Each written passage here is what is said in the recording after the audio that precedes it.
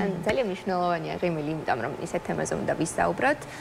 სტომატოლოგია ალბათ არის ერთ-ერთი მნიშვნელოვანი რამ, რაც ყველა ცხოვრებაში ესეთ ყარ და ისეთ ადგილს იკავებს, იმიტომ რომ კარგი ღიმილისთვის სწორი ინფორმაცია, სწორ დროს ჩარევა და მოკლედ ბევრი ინფორმაციის ფლობა არის საჭირო. მაგრამ მე ზოგადად მეშინია თქვენი. სტომატოლოგია.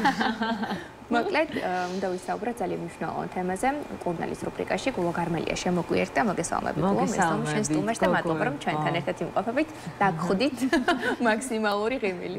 მივესალმებით ჩვენს მაყურებელს, ექიმის ბავშვთა და მოზრდილთა ექიმის სტომატოლოგი New Vision კლინიკის მოწვეული უნივერსიტეტის მოწვეული ლექტორი ელენე მაცაბერიძე არის დღეს ჩვენთან ერთად და ელენე რო გაუღიმებს პაციენტს, მე მგონი მას უკვე აღარ შეეშინდება ამ ჩარევების და მანიპულაციის, რაც აუცილებელია. საკმარისია ეწოდებული ბურღი დაიჭიროს ხელში და თანათან სწორად აღნიშნე, რომ ეთი არის ლამაზი ღიმილი, მაგრამ ეს არის აუცილებელი, ესე ვთქვათ, ატრიბუტი ჩვენი ორგანიზმისთვის და დღეს ვისაუბროთ ძალიან საინტერესო თემაზე. მაინც ჩვენს მაყურებელს ვეთყვი, რომ კვირის ჰიგიენაზე ვისაუბროთ ძირითადად და პრევენციის გზებზე, მაგრამ სტომატოლოგია და სტომატოლოგიური ეპიდემიოლოგია, ანუ დარგი, იმიტომ რომ ჩვენ ეპიდემიოლოგია გაგვიგია, მაგრამ ესე ვირუსებთან მიმართებაში, მაგრამ საზღვარგარეთ აი როგორც ჩვენმა სტუმარმა გითხრა ძალიან განვითარებული არის ეს დარგი და ზოგადად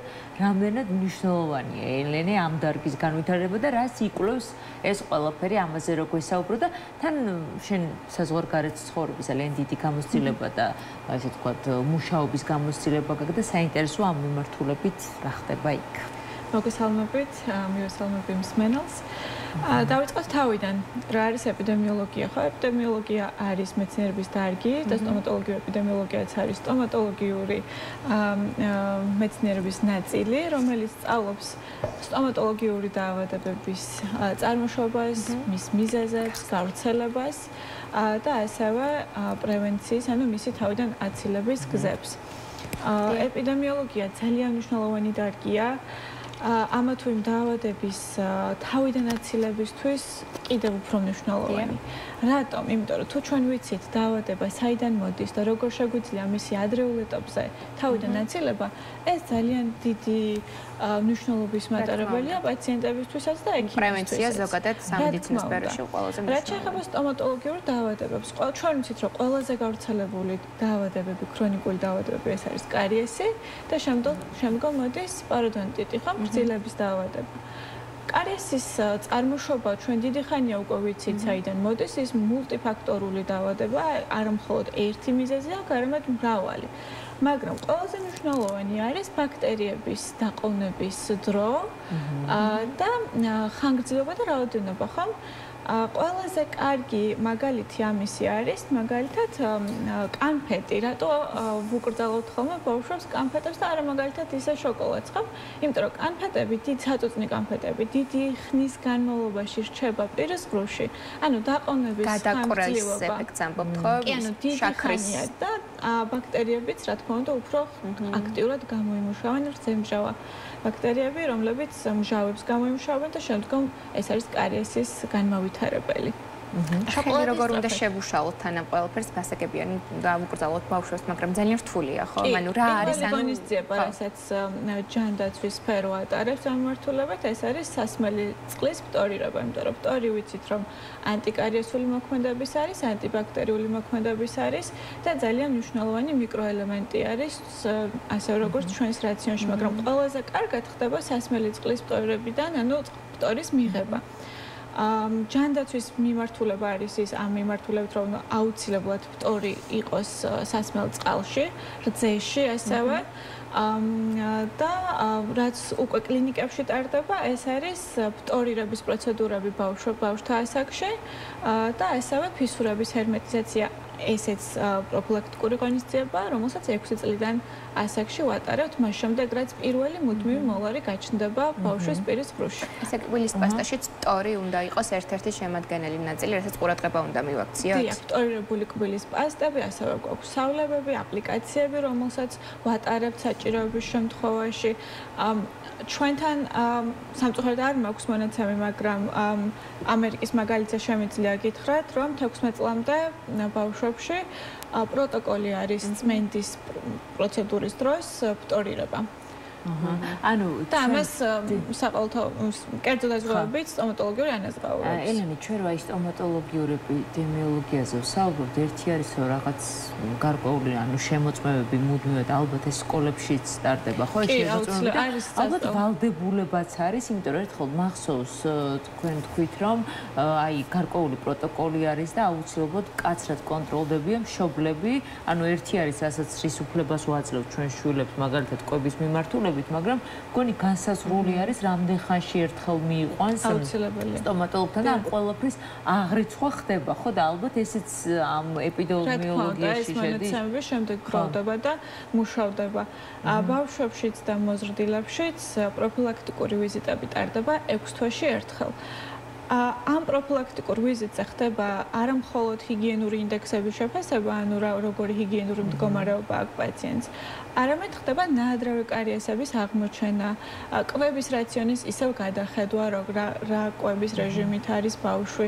თუ ექიმმა სტომატოლოგმა შეამჩნია ადრეული ნიშნები, მაგალითად მიკროელემენტების დეფიციტის, ხდება უკვე პედიატრის ჩართულობით ამ დანამატების მიცემა, რაც თავიდან გვაშორებს კარიესის და სხვა სტომატოლოგიური დაავადებების განვითარებას, ხო? კი ბატონო. როგორც აი ექიმი რა ასაკიდან უნდა დაიწყოს დაუშვათ ერთი არის რასაც სხვა ქვეყნებში სახელმწიფო ავალდებულებს, ხო? მშობლებს და მეორე არის აი ჩვენ შემთხვევაში როგორი უნდა იყოს სწორად მოვლის მე ჩვენს პაციენტებს ვურჩევ ხოლმე რომ 3 წლის რო გახდება ბავშვი აუცილებლად მოიყვანონ სტომატოლოგიურ კლინიკაში. არ არის აუცილებელი რომ რაღაცა სპეციალური დანიშნულება ქონდეს ამ ვიზიტს, უბრალოდ შეიძლება გავაცნოთ სტომატოლოგიური კლინიკა. ამისთვის უცხო აღარ იყოს ჩვენთან ვიზიტი. ყველანაირი ინსტრუმენტი, თვითონ ბორმანქანა. გამოიყენოს ის დრო მშობელმა, როდესაც თვითონ აქვს ვიზიტი, რომ თავის შვილის ყავდეს გვერდით. როცა პირადი მაგალითი ძალიან მნიშვნელოვანია ხოლმე ბავშვებში, როგორც ჰიგიენის დაცვის დროს, ანუ კბილების გახეხვის შემთხვევაში დილით, ასევე თვითონ უშუალოდ სტომატოლოგთან ვიზიტი, როცა ბავშვი ხედავს, რომ ის გარემო, სადაც მას შემდგომში მკურნალობა მოუწევს, არის აბსოლუტურად უსაფრთხო, უმტკივნეულო, დისკომფორტის გარეშე ხდება პროცედურების ჩატარება, მისთვისაც, ანუ ნდობა უკვე რაღაც მომენტში მოპოვებული გვაქვს ხომ? და უფრო უმარტივდება ექიმსაც, მშობელსაც და პაციენტსაც შეგუების დროს.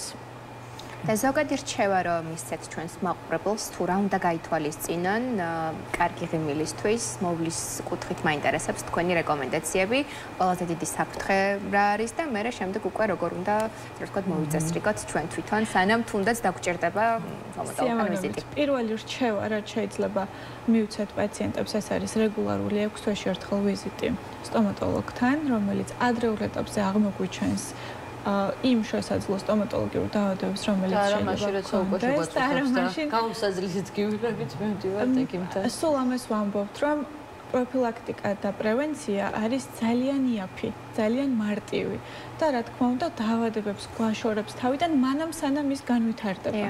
და ვინარჩუნებთ ჩვენს ჯანმრთელობას, რა თქმა უნდა. აი დაახლოებით 1 წუთი გვაქვს და მინდა რომ მაქსიმალურად მოვასწროთ ეს რომ გჭირდება სტომატოლოგთან ვიზიტი, კვებას აქვს ძალიან დიდი მნიშვნელობა, უნდა ვეცადოთ რომ შევზღუდოთ გადამუშავებული საკვების მიღება და ნახშირწყლოვანი, ანუ შაქრის შემცველი, დამატებული შაქრის შემცველი საკვები მაქსიმალურად შევზღუდოთ და რა თქმა უნდა ცილა, ბოსტნეული და ხილი ძალიან მნიშვნელოვან როლს იკავებს ჩვენს რაციონში და ამას უნდა მივაქციოთ დიდი ყურადღება. და ერთი მხრიდან მიირთვავს ხოლმე ბევრი ადამიანი და ეს მსმენია რომ მნიშვნელოვანია რომ ხო გავაქტიუროთ მეორე მხარე და ასევე ის ბოსტნეული და პროდუქტები ჭირდება ხარებელის მეორე მხარეს. ეს სიმხრის სარეჭი კუნთების განვითარება შეიძლება მოხდეს და მივიღოთ ასიმეტრია. და რა თქმა უნდა ბუნებრივი წმენდაც ხდება, როცა აქტიურად ღეჭავთ ორივე მხარეს და ძალიან მნიშვნელოვანია ეს. კი ბატონო, ძალიან დიდი მადლობა. დიდი მადლობა თქვენ. საინტერესო იყო, მოკლედ გავუფრთხილეთ ყველანი ჩვენს ღიმილს და თხილი არ გავტეხოთ ხოლმე კბილით და მსგავსი რაღაცეები უკვე ხო. ლუდის ბოთლი არ გავხსნათ კბილით. თვალით ხო? კი ბატონო, ეს ხუმრობი, კი ბატონო. მოვამარაგეთ.